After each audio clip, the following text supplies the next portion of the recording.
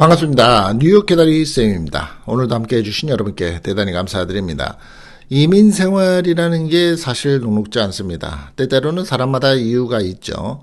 공부를 해서 또 취업을 해서 혹은 영구적으로 가족들과 살기 위해서 이민의 이유는 참 많이 있습니다. 그런데 우리가 살고 교육을 받아오던 땅이 아니고 제2의 고향으로서 함께 되는 이 이민자들의 생각, 그렇게 살다가 보니 10년이 지나고 10년, 20년, 30년이 지나서 제2의 고향이라고 생각을 하면서 삽니다. 그렇지만 살다가 보면 우리는 계속해서 이민자라는 생각을 완전히 떨쳐버리기가 쉽지 않습니다. 왜냐하면 현지인들과의 동화나 또 결부가 되는 일들이 나름대로 한계가 있다는 사실을 어느 순간에는 깨닫고 있기 때문입니다. 이민자들이 살면서는 사실 자국 내에 살고 있는 국민들보다는 더욱더 몸을 사리고 되도록이면은 실수를 저지르지 않으려고 하고 또한 골치 아픈 일을 만들지 않으려고 노력을 합니다. 그럼에도 불구하고 순식간에 혹은 순간에 잘못된 판단이나 잘못된 환경 때문에 죄를 범하기도 하죠. 이민자들이 자주 저지르는 치명적인 실수 5가지 탑 5에 대해서 미국 편으로서 설명을 한번 해볼까 합니다. 이것은 형사처벌과 추방까지 받을 수 있다는 점 함께 또 미리 짚어보고요. 이 실수들은 단순히 벌금형이 아니라 경고로 또 끝나는 게 아니라 형사처벌은 물론이고 최악의 경우에는 추방까지 이어질 수 있습니다. 최근에 와서 트럼프 정책의 2기에서는 가장 많이 나오는 이슈가 추방이죠. 불법 체류자의 문제라든가요. 실제 사례와 함께 하나씩 살펴보도록 하겠습니다. 첫 번째입니다. 타인의 소셜 시큐리티 넘버, 즉 사회보장 번호를 도용을 한 경우입니다. 미국에서 신분의 확인과 세금, 취업, 의료 부분에 있어서 은행 등 아마도 거의 모든 곳에서 소셜 시큐리티 넘버가 필요합니다. 이민자들 중에서 일부는 합법적인 소셜 시큐리티 넘버가 없어서 다른 사람의 번호를 불법으로 사용하는 경우가 있습니다. 물론 우리 대한민국 같은 경우에 이 한국 사람들은 좀 적지만 다른 나라의 경우는 굉장히 많죠. 예전에는 죽은 사람의 소셜 시큐리티 넘버를 몰래 빼서 그 사람의 소셜 시큐리티 넘버를 사가지고 사용한다. 이런 소문들도 많이 있었고요. 소셜 시큐리티 넘버를 알고 있는 경우에 그 사람의 이름을 통해서 세금 보고를 하고 텍스 리턴, 즉 내가 더 받는 돈을 만들어내는 경우들도 분명히 많습니다. 그런데 소셜 시큐리티 넘버를 가지고 만약에 문제가 발생을 했을 때 법적인 결과가 어떻게 되느냐. 신분 도용으로 해서 아이덴티티 띠프트라는 개념으로 연방법으로 들어갑니다. 주법이 아니고 연방법 위반으로 들어가서 최대 15년형의 징역형을 받게 됩니다. 금융사기, 세금사기까지 얽히게 된다. 그러면 형량이 더 늘어나게 됩니다. 실제 사례 한번 볼까요? 2022년 텍사스주에 거주하던 한 멕시코 출신의 불법 체류자가 다른 사람의 소셜 시큐리티 넘버를 이용해서 7년간 근무를 해왔습니다. 그러다가 결국 적발이 됐는데 징역형과 함께 형기 종료 후에 IC에 연계가 되면서 인계돼 버리고 추방이 된 겁니다. 여기서 핵심 포인트가 뭔가요? 소셜 시큐리티 넘버는 도용을 하는 것이 단순한 편법이 아니고 연방 범죄로 들어간다는 법입니다. 자, 두 번째입니다. 무단 취업입니다. 즉 unauthorized employment라고 하는데요. 합법적인 체류 신분이라도 취업 허가가 없는 경우 무단 취업은 불법입니다. 특히 유학생, F1 비자죠. 신분에서 허용되지 않은 아르바이트를 하는 경우 또 H1B 전환 전에 그 사이죠. 무단 근무를 하는 등이 흔합니다. 법적인 결과가 어떻게 될까요? 당연히 첫 번째로는 이민법을 위반하는 게 되고 영주권 신청과 비자 연장이 안 됩니다. 반복을 하는 경우가 있다면 불법 체류자로 간주가 된다는 사실입니다. 추방 명령을 당연히 받게 될 거고요. 요즘 같은 경우에는 아주 무서운 절차를 밟게 되죠. 실제 사례를 하나 볼까요?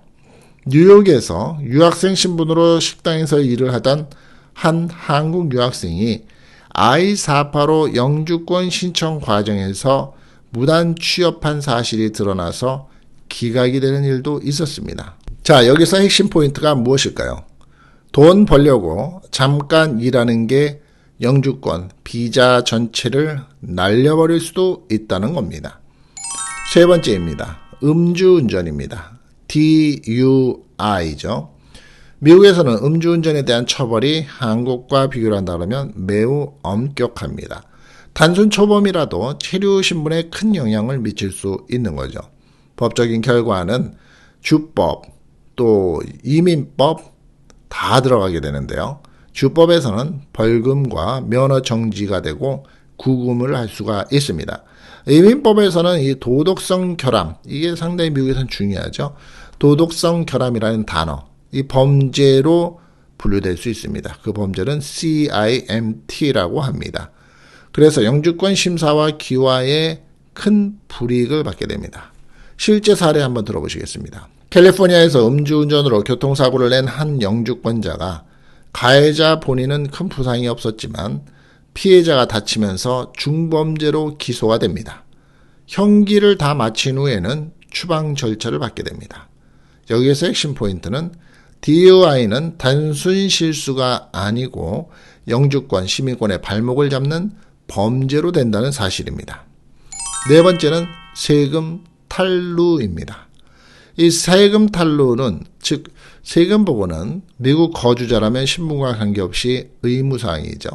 일부 이민자들은 현금 수입을 누락하거나 가짜 부양가족을 넣어서 세금을 줄이는 방식으로 탈세를 합니다. 법적 결과가 어떻게 될까요? 연방세법 위반으로 들어갑니다. 최대 5년 징역형을 받으면서 벌금이 플러스 됩니다.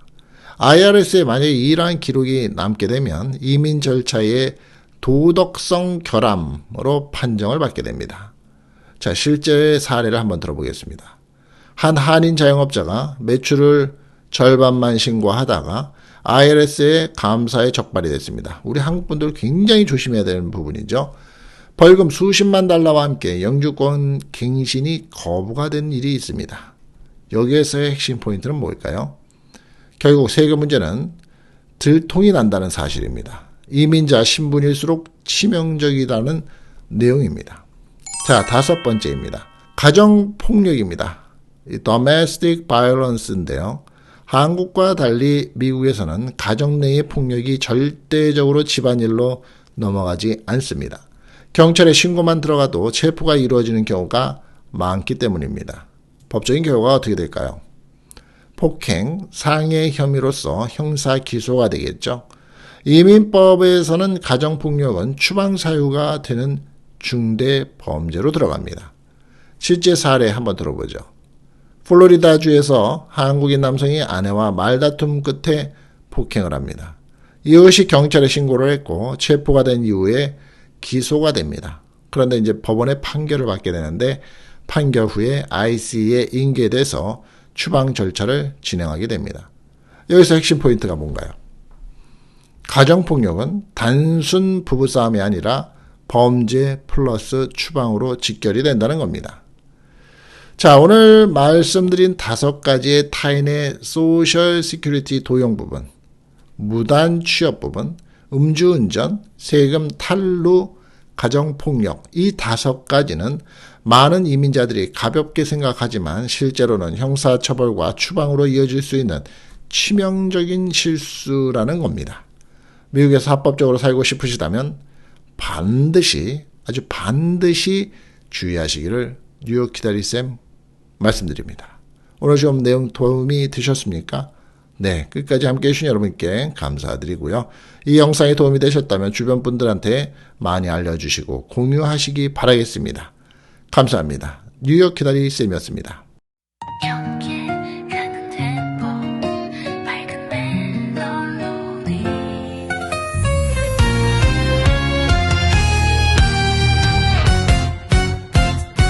안녕하세요.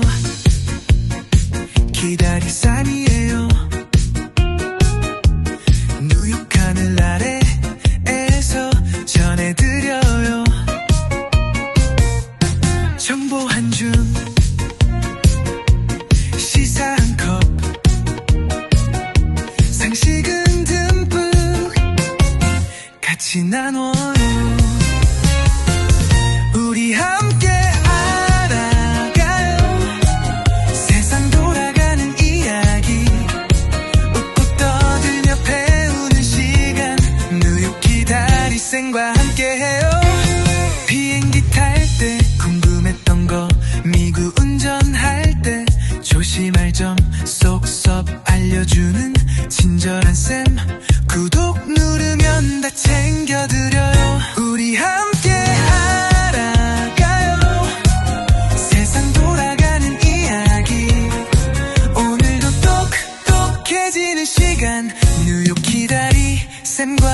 함께해요.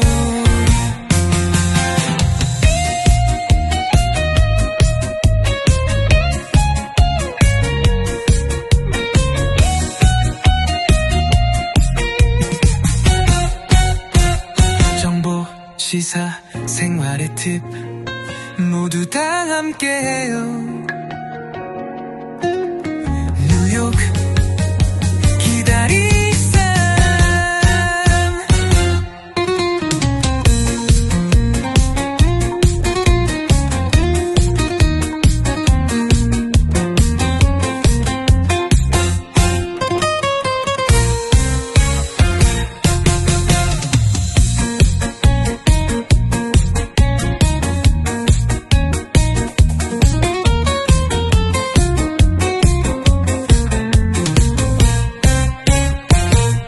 정보, 시사, 생활의 팁 모두 다 함께